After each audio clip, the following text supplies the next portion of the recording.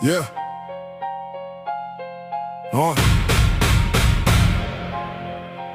Finally the youth said enough and hit the street. Not behind the screen, actual boots, actual feet.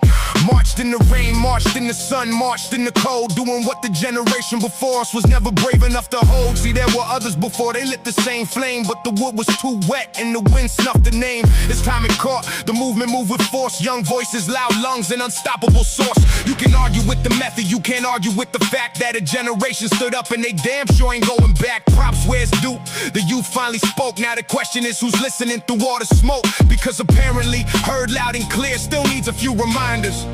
And frankly, that's insulting.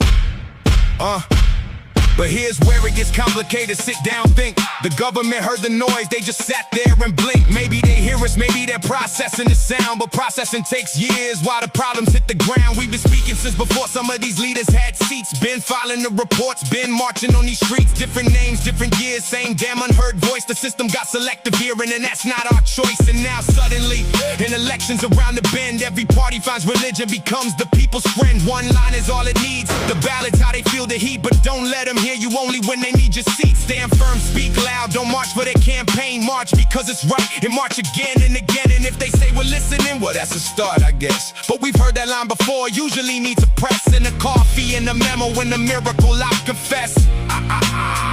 And I'm sick to death of excuses, sick of the polished lies, sick of smiles on the lectern while the damage multiplies.